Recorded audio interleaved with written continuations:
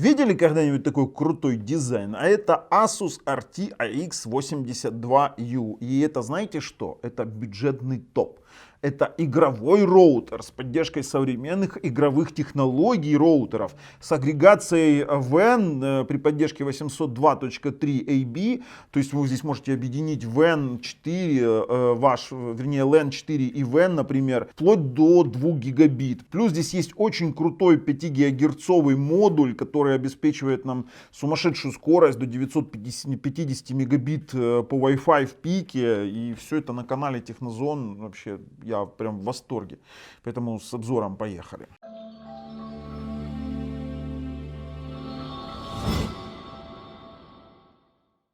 Ну, думаю, самое время отключить и поговорить о самом роутере. Роутер основан на процессоре Broadcom 6750. Это 1,5 ГГц процессор, 4 ядра, а модуль, который в нем вставлен, это BCM43684. Это, вернее, отдельный чип на 5 ГГц, который реально как у топовых асусовских таких топов, которые намного дороже, и при этом это все стоит в этом роутере, но здесь ограничено все работой самого центрального процессора. Хотя что здесь ограничивать, если он топит по максимуму во всех частотах и во всех диапазонах, скажем так. Я, конечно, шучу, но по LAN мы получаем честных 950 мегабит на внешний ВИР, то есть мы на него выделили честный гигабит в мир. У него и LAN 950 пашет, ну 950 плюс служебный трафик это гигабит, и WAN работает 950, и Wi-Fi почти 950, то есть в пике мы получали Wi-Fi 5 гигагерцовый 950, ну хотя на смартфонах ниже, на ноутбуках выше, то есть на ноутбуках более сильный у нас вот этот вот модуль Wi-Fi, я имею в виду. Что нам понравилось? Нам понравился выделенный игровой порт. Для чего здесь выделенный игровой порт? Знаете, чем отличаются вообще игровые роутеры от стандартных? Дело в том, что выделенный игровой порт позволяет приоритизировать трафик, который идет с игрового устройства и на игровое устройство в ущерб трафику других устройств. Что еще в нем есть? Конечно же, Wi-Fi 6 802.11ax с поддержкой всех необходимых вещей типа OFDMA, также есть поддержка MU-MIMO, 160 МГц, и все это в совокупности дает отличную производительность.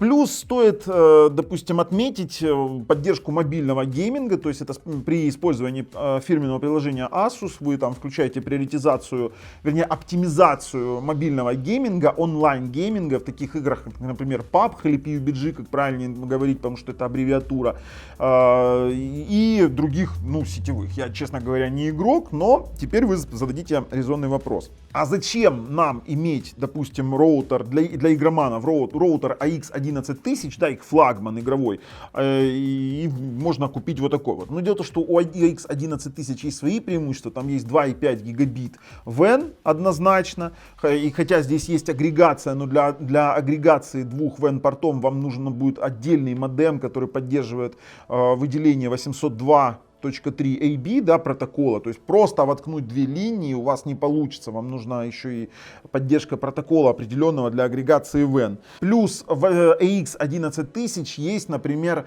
поддержка беспроводных устройств, ну, например, типа PlayStation консолей, и вот по беспроводу оно определяет, что это игровая консоль. Здесь такого нет. Здесь вы можете ее подключить через LAN, либо оптимизировать мобильный гейминг с помощью приложения в самом смартфоне. То есть здесь для консоли такого приложения нет, Asus, поэтому и здесь идет вот это вот более бюджетный вариант игрового роутера.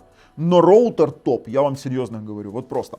Вообще, обзор этого устройства стал возможен благодаря интернет-магазину Телемарт Украина. И ссылочка на роутер на Телемарт лежит в описании под видео, а они официально их продают в Украине, поэтому с поддержкой там вообще вопросов не будет. Ну и для России тоже ссылочки есть в том числе.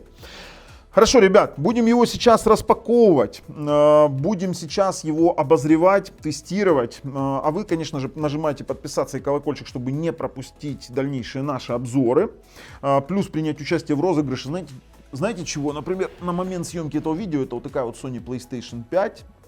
И ссылочка на условия лежит в описании под видео.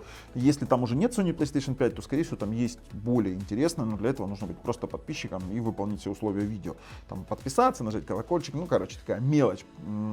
А сейчас мы берем этот самый роутер и переходим. Поехали. Asus RT AX82U. Прям вот пленочки. Давай, есть. Есть пленочки, есть. Слушайте, коробка. Вообще дизайн такой прикольный. Дарт Вейдер недоделанный. 802.11ax, RTX 82U, не вижу, видите, пишут 5400 мегабит в секунду, но это, я уже всем объясняю, что это суммарная теоретическая скорость. Смотрите, что есть. Они говорят, что это гейминг, то есть у нас есть GR-акселератор здесь для гейминга, есть специальный гейминг-порт. О, слушайте, давайте плойку 5 подключим, аж интересно стало. Гейм-буст есть, то есть это игровой роутер, это, знаете, когда играть дешево. То есть, ну, дешево, конечно, я загнул, вскрываем.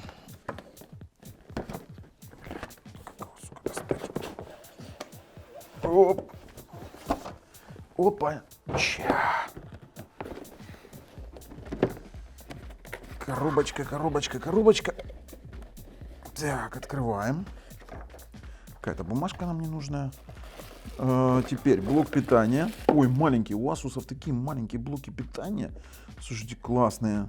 19 вольт, 1,75 ампера. Прикольный блок питания, вообще зачет. Теперь патч-корд есть. И есть сам по себе роутер. Так, слушайте, вообще дизайн прикольный. Давайте поснимаем эти все фишки с антеннок и рассмотрим, что у него есть из интерфейсов. Смотрите, как диффузоры охлаждения сделаны круто. То есть захват воздуха горячего снизу, там есть металлическая пластина, то есть очень характерная, скажем так, для игровых роутеров фишка, это когда классное охлаждение и сверху выводится по принципу конвекции. Это правильное охлаждение на самом деле. Есть USB 3, важная фича, важная для мультимедиа центров USB 3. Есть гейминг-порт LAN 1, есть WAN, ну, здесь WPS Reset и 4 порта, вот 4 порта, один из них гейминг. Ой, чувствую, надо подключать сюда плойку, смотреть, что по тестам выдаст.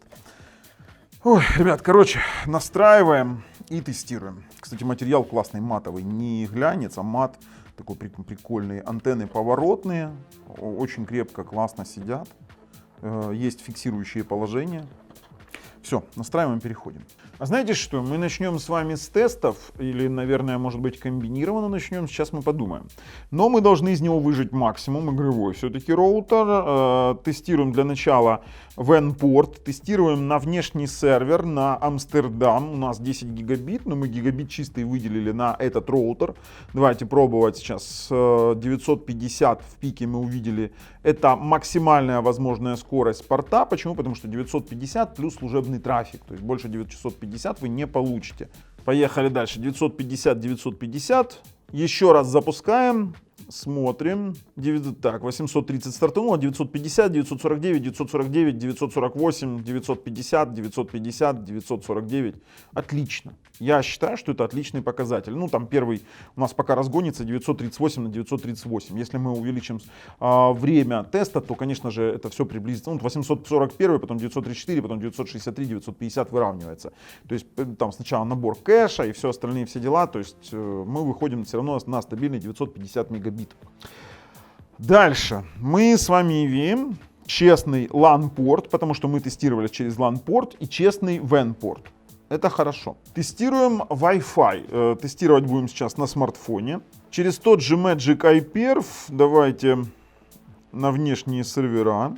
Стартанули. Это Wi-Fi 5 ГГц. Давай. 650, 647, 596, 656, 604. Ну, неплохо, я вам скажу. Очень неплохо. 621, давайте. Sender 700, 621 приемник был. Давайте смотрим дальше. 643, 659, 727, 640. Это неплохие показатели. Для 5 гигагерцового Wi-Fi 6 это неплохие показатели. Слушайте, а у нас же здесь есть игровой режим. Давайте мы включим игровой режим, насколько он нам вообще поможет. Вы приложение видели вообще Asus? Крутейшее приложение. Игры, мобильный игровой режим. Давайте стартанем. У нас заоптимизировано тут все. Попробуем. Давайте, поехали. Повлияет, не повлияет. 752, 730, 632, 698, 641. Я не думаю, конечно, это повлияет на пинг больше и на потерю пакетов, но по идее он должен оптимизировать потери пакетов. То есть если у нас что-то теряется в пакетах на тестах, то тоже должна скорость увеличиться. Это сугубо в теории, конечно. 751, 531, 711, 400. Ну такое, знаете, вверх-вниз, вверх-вниз. Все равно он дубасит. Суммарно сендер 773, ресивер 633. Давайте остановим и проделаем без него. Давайте без оптимизации попробуем. Слабо верится, конечно. Давайте 677, 692, 700. Ну, то же самое. Эта вся оптимизация влияет сугубо на приоритизацию трафика и уменьшение пинга. Теперь тестируем 2,4 ГГц. Поехали, немножечко потоков уменьшим, потому что сейчас повесится наш 2.4. Все-таки 802.11x должно многопоток жрать. Сколько? Сколько? 150, ну сейчас выведет среднюю. Вау, вообще огончик. Давай, сколько? 213 сендер, 113 ресивер. Обалдеть. Отличный показатель для 2.4, я вам скажу. Вообще у Asus всегда 2.4 нормально. Топило. В отличие от китайцев каких-то. Так, давайте, мне средняя нужна. Ну, что ты там из кэша что-то подтягиваешь. Давай, давай, давай, давай, давай. Ну. И 209 сендер, 113 ресиверов. Блин, классный результат. А давайте протестируем максимальную теоретическую скорость Wi-Fi. То есть это будет внутри сети. Мы сейчас с вами стартанем тот же самый тест. Так, тестируем 2.4 внутри сети. 145, 95, 46, 93, 93, 50, 45. Внутри сети в 2.4 он выдает почти 70 мегабит. Я думаю, надо потоков немножечко уменьшить, но сильно перегрузили. Возможно, просто-напросто в многопотоке теряется. Ну, 60 мегабит, то же самое. Нет, особо мы ничего не получаем. 50, 2.4 гуляет, конечно. Давайте максимальную теоретическую скорость сети 5 ГГц получим с вами. Давайте смотрим, что у нас там. Поехали. Ну и здесь мы подтверждаем, то есть максимальную теоретическую скорость 757 мегабит. Тут было у нас в пике, и в среднем это 700 мегабит. Сейчас попробуем еще потока увеличить. 700 мегабит, как я и говорил. Давайте увеличим еще потоков до 80, посмотрим, что получится. 760, нет, ничего не изменилось, начали выпадать у нас просто-напросто пакеты. Мы выше 750, все равно в пике ничего не получаем. То есть у нас Wi-Fi 5 ГГц в режиме 802.11ax получается не более 750 мегабит в пике. LAN у нас работает 950 мегабит в пике, WAN работает 950 мегабит в пике и Wi-Fi 5 ГГц работает 750 мегабит в пике. А Wi-Fi 2.4 от 60 до 150 плавает, все-таки до 2,4 ГГц. Сам черт ногу сломит, как сейчас в густонаселенных домах 2,4 работает. Мы также должны с вами протестировать на один поток по удалению, именно в удалении скорость на расстоянии 25 метров, то есть две стены, плюс одна из них капитальная с металлической дверью, и возможно еще одну дверь добавим, если у него действительно будет классное покрытие. Ань, давай сейчас я стартую в один поток, не путайте, это один поток, он всегда будет не больше там 350, сейчас мы средний получим. Ну, здесь все предельно понятно, где-то 334. Давайте еще разок для чистоты эксперимента. Для того, чтобы мы получили с вами стабильную цифру. Теперь она берет смартфон, уходит, и мы получаем процент падения. Процент падения должен быть на таком расстоянии не более 50%, тогда это считается роутер с хорошим покрытием. Ань, первая дверь, вторая дверь, этот перед металлической становится 25 метров. Два теста будет. Так, мы слышим, первая дверь закрылась, Аня ушла ко второй, нужно время, чтобы она дошла. Все, она зашла за вторую дверь, поехали. Падение у нас вообще отличное, то есть у нас покрытие отличное. Почему? Потому что падение составило, ну давайте посмотрим. Сейчас мы среднее 262 разделим на 332. Падение 21%. Очень хорошее покрытие, я вам серьезно говорю. Но, скорее всего, оно сойдет на нет, если оно зайдет еще за одну дверь, потому что обычно у нас выдерживает такое подключение от роутера Netgear 30 dBm. Тут вообще падение еще меньше. Ань, вернись в семью. Аня, за вторую металлическую дверь заходишь. у него падения практически нет, у него хорошее покрытие. Да, 2 теста. Она зашла за вторую дверь. Сейчас я услышу металлическую, за собой закроет. Вот она ее открыла.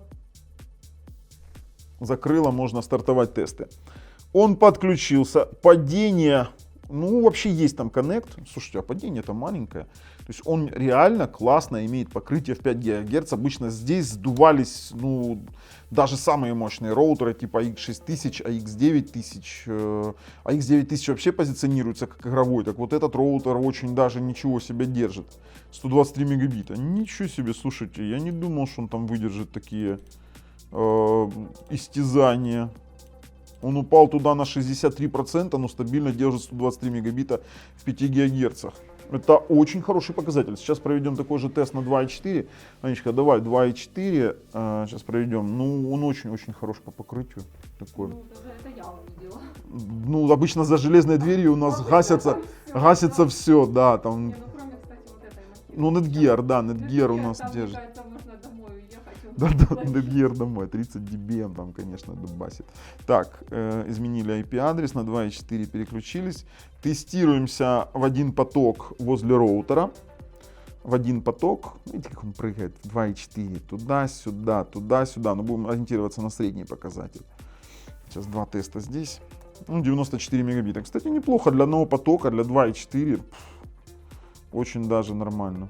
Все, давай, Ань, уходи. Уходи, да. Все, вперед.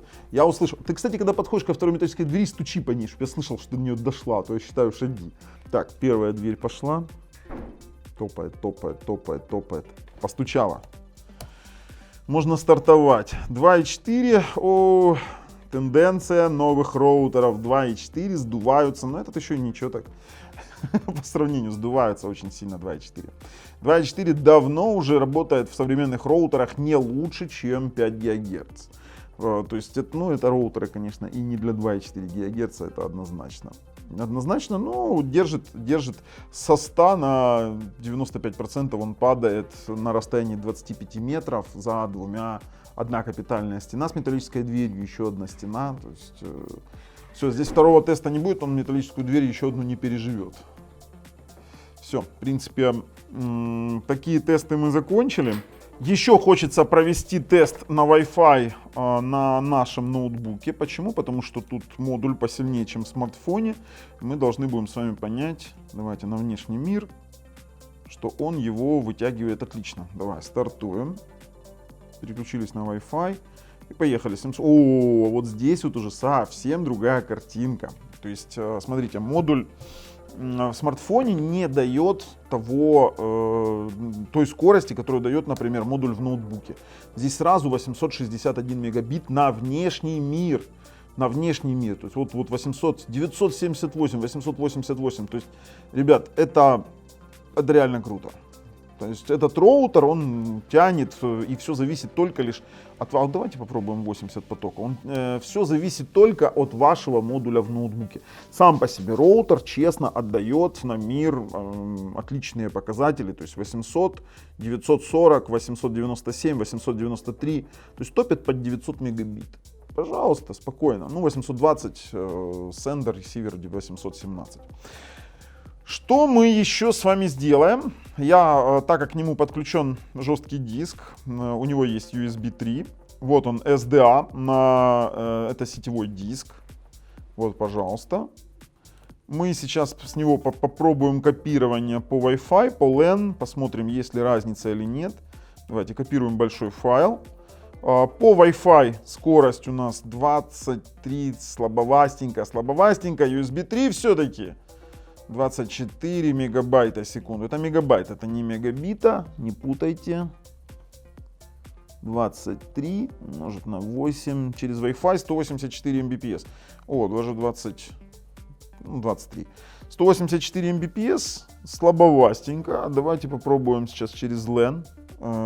Подключилась, не подключилась, удаляем файлик. Так, подключилась через LAN и копируем через LAN порт. И здесь у нас скорость 25 мегабайт в секунду. Слушайте, а что так слабо вообще? Должен нормально топить. Что-то там мы с SSD сейчас читаем. Совсем слабо. Ну, как бы тут такое дело. Хотя фильмы вы с этого смотреть сможете спокойно, любые, ну отменяем, мы уже понимаем. То есть вы сможете смотреть, так как здесь, во-первых, встроенный есть DLNA сервер, медиасервер, ну тот же самый Gemini Man на 72 гига, видите, тут 72 гига, мы онлайн запустим, и он спокойненько пойдет. То есть вы сможете, если использовать его как медиаплеер, то вы спокойно сможете смотреть с перемотками беспроблемно. То есть любой фильм, тяжелый фильм, вы не получите никаких вопросов. Выключаем. Тут у нас уже таких вопросов более-менее нет. А теперь пойдем по настроечкам. Главное меню — это карта сети. То есть мы здесь видим с вами, сколько у нас клиентов, подключенные USB 3.0, плюс у нас состояние сетей, есть у нас состояние самого роутера, это процессор, использование памяти, и есть аура RGB. Что такое аура RGB? Это вот подсветка нашего роутера. Я сейчас вам буду его снимать с помощью своего смартфона, для того, чтобы вы понимали, насколько это прикольно и круто выглядит. Включил видеозапись. Давайте попробуем сейчас поменять. Например, волну поставить. То есть у нас появляется волна. Вот такая вот. Слушайте, что она моргает? Такое интересное угасание. То есть он появляется, убывает. Есть статический цвет. Ой, красный цвет. Можно менять, например, синий. Такого рода, то есть здесь есть RGB подсветочка, при этом вы можете ее менять. Она мерцающая на камере, не обращайте внимания, так она в жизни не мерцает, просто несовместимо. Вернее, не то, что несовместимо, не совпадает частота мерцания и частота камеры. То есть вы можете любую ауру ставить, любого цвета, это будет невероятно красиво. А можете ее вообще отключить, и будет у вас черный цвет, такой Дарт Вейдер. Я волну себя ставлю, волна красивая, серьезно. Эх, нормально. Роутер поддерживает Mesh, то есть вы здесь можете работать с узлами Mesh и делать бесшовную сеть. В принципе, классная опция, но мы здесь не рассматриваем Mesh. Гостевая сеть у нас возможна, то есть вы можете включать в разных диапазонах гостевую сеть. Также у нас есть Air Protection, адаптивный сервис QoS, то есть вы можете ограничивать трафик и можете еще выставлять приоритеты. И есть анализ трафика. Кстати, интересная тема. А вот здесь мы добрались с вами до гейм-режимов. Так как роутер позиционируется как игровой, то здесь есть игровые режимы. Ну, во-первых, у нас есть трехшаговый порт, переадресация портов, то есть у нас есть открытый NAT, плюс у нас есть приоритизация игровых девайсов. Что же это значит? Это значит, что устройство, подключенное к игровому порту, либо ваше мобильное устройство, в котором включено игровой режим мобильный, может получать приоритет трафика для снижения пинга. То есть это очень подходит для геймеров, которые ведут игровые трансляции. Это значит, что вы, например, ведете трансляцию куда-нибудь в Twitch с вашей камеры, но при этом вам нужно, чтобы ваша игра была отзывчивая, вы получили преимущество в игре, то данный роутер будет отдавать приоритет вашему игровому девайсу, здесь есть специальный гейминг-порт, в ущерб, допустим, видеотрансляции. То есть, если мы с вами включим одновременно трансляцию и включим игровой девайс, то мы получим с вами приоритизацию игрового девайса. То есть, у него при просадке, допустим, общей производительности сети, он даст приоритет этому самому PlayStation. Либо будет какая-то дополнительная нагрузка, то урежется нагрузка устройства, которое было подключено, отдаст PlayStation. Ну, это в случае с PlayStation 5 мы говорим. У меня есть PlayStation 5, он сейчас подключен. Я вам сейчас покажу то, что он выдает в диагностики сети. Не удивляйтесь моему отражению, слишком большое освещение. Мы с вами идем проверить состояние интернета, вернее проверить соединение с интернетом и начнем тест. IP-адрес получен успешно, соединение с интернетом успешно, тип NAT 2, ну, чтобы не говорили, тип NAT 2 при подключении через роутер будет всегда. И мы имеем скорость передачи, вернее скорость соединения загрузкой сети 565 мегабит, и скорость в сеть у нас будет намного ниже, потому что сервера Sony так устроены. Это он тестируется на сервера Sony. Кстати, скорость загрузки сети намного выше, чем тогда, когда я покупал первую себе PlayStation 5 еще зимой 2021 года на розыгрыш. Тогда была скорость не более 130 мегабит. То есть и на выгрузку здесь 45 мегабит, но так устроены сервера Sony, к сожалению. То есть мы с вами имеем вот такую вот штуку. В данном случае мы с вами можем обратиться и в смартфон. Допустим, при использовании Asus приложения у нас есть оптимизатор игр. Это для игр онлайн в смартфоне. То То есть, например, такие как PUBG Mobile, PUBG, как вы его называете, но это аббревиатура, поэтому она читается по буквам, как правильное произношение букв. То есть вы можете нажать «Перейти на оптимизацию», он оптимизирует и приоритизирует, допустим, какую-нибудь игру, и у вас получается, видите, отклонение проверки 0,7 миллисекунд. 3-5 миллисекунд. И здесь у нас тоже есть OpenNAT, то есть игровой режим даже для мобильных устройств тоже поддерживается. Не только для устройств, которые у нас есть подключенные через геймпорт. К сожалению, вот видите, здесь есть отличие от мега дорогих, например, Asus AX 11000. Здесь есть отличие в том, что в Asus AX 11000 есть определение, допустим, игровых консолей через Wi-Fi. Здесь через Wi-Fi вы можете включать принудительную оптимизацию, но вы не включите ее, например, на таких устройствах, как PlayStation 5, потому что для этого нужно приложение. Тут видите, как вот все-таки есть какое-то отличие от мега дорогих игровых решений, которые действительно для этого предназначены. Плюс тут нет порта 2.5. То есть здесь удешевились, но не у многих игровиков есть 2.5 порт.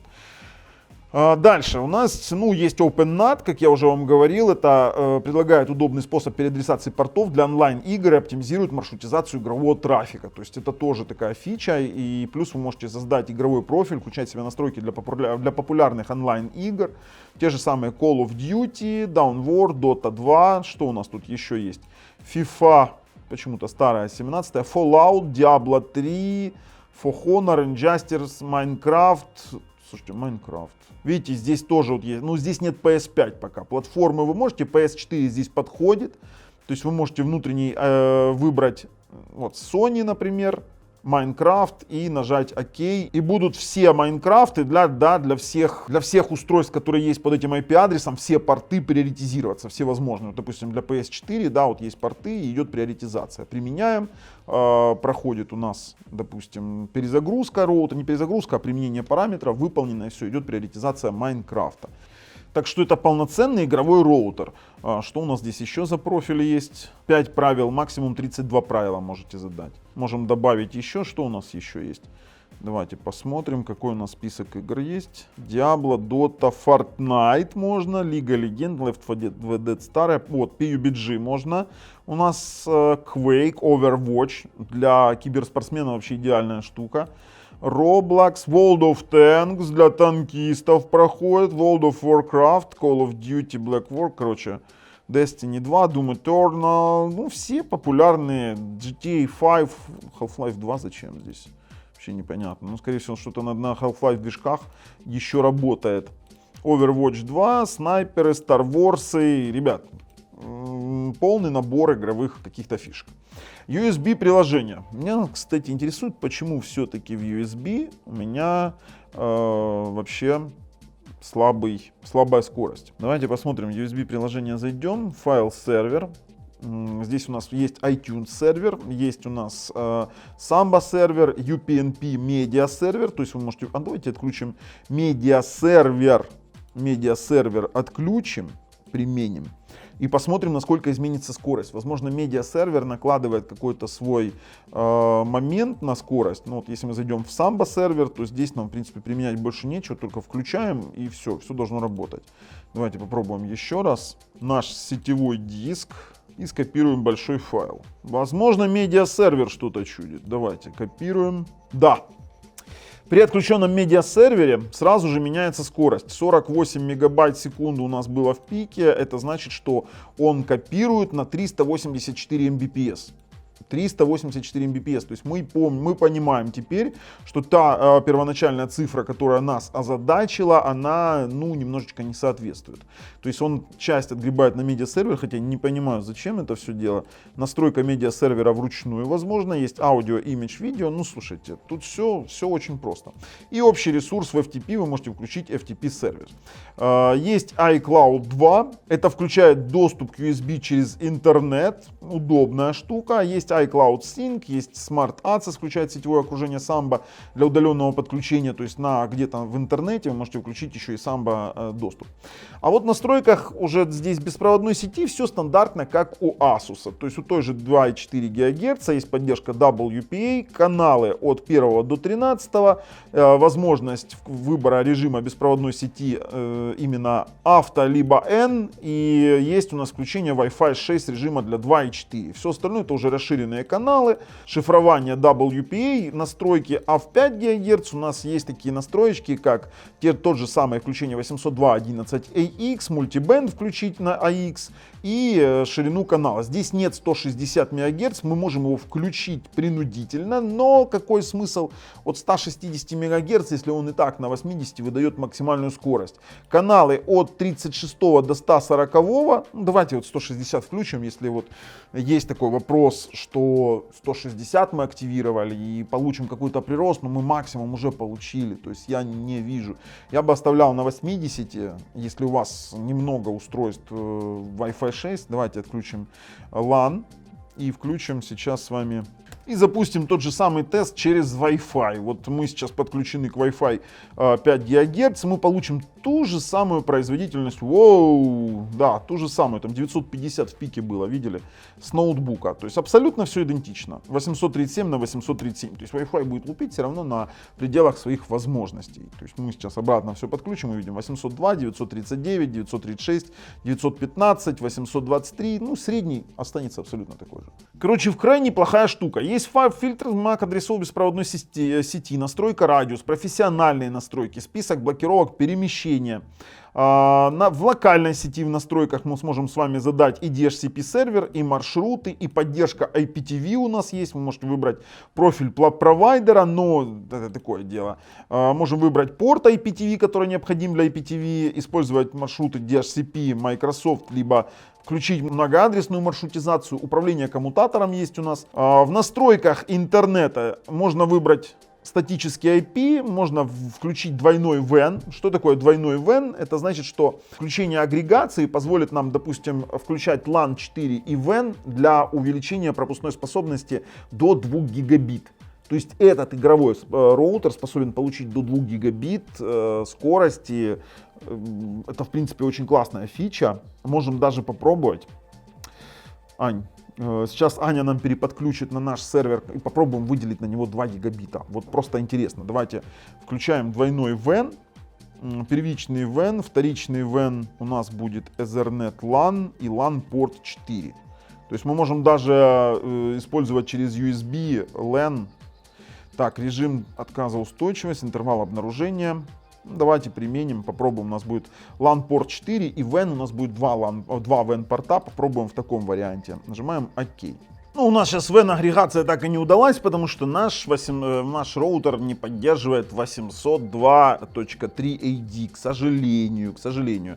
Но данная штука еще поддерживает двойной WAN, это значит, что вы можете завести 2 WAN, то есть агрегация не удалась, потому что нужно определенное оборудование, к сожалению. Поддержка IPv6 есть бренд Mauer, достаточно неплохой. В администрировании можем с вами использовать его как беспроводной роутер, режим точки АП, режим повторителя Media Bridge, либо узел системы Mesh. Также у нас в системе есть тонкие настройки, можно включать гибернацию HDD, когда на USB, чтобы он не работал постоянно. Вообще настройки в Asus, они очень даже неплохие. То есть это одни из самых лучших. Вот это вот Asus OS. Мы можем здесь сброс сделать, обратную связь, приватность. И что у нас еще есть? Системный журнал и сетевые утилиты. Типа диагностики сети, NetStat, Wake on LAN, кстати, поддерживает Wake on LAN, и правило Smart Connect, это при объединении сетей 2,4 и 5 ГГц в одну сеть, просто-напросто вы можете выставить более тонкие правила перехода от 2,4 ГГц в 5. В принципе, на текущий момент все. Все функции показали кратко, протестировали максимальные его возможности, посмотрели, есть ли игровой режим, а он есть. Я готов уже переходить и резюмировать данный роутер. Переходим. Слушайте, насчет выводов, роутер реально обалденный. Мне очень понравился. Я вам серьезно говорю. Дизайн, производительность, USB 3, медиасервер. В общем-то, все в нем есть. Если у вас гигабитный тариф, и вы игроман, или вообще просто хотите какой-то топовый роутер из Asus, то это вот оно.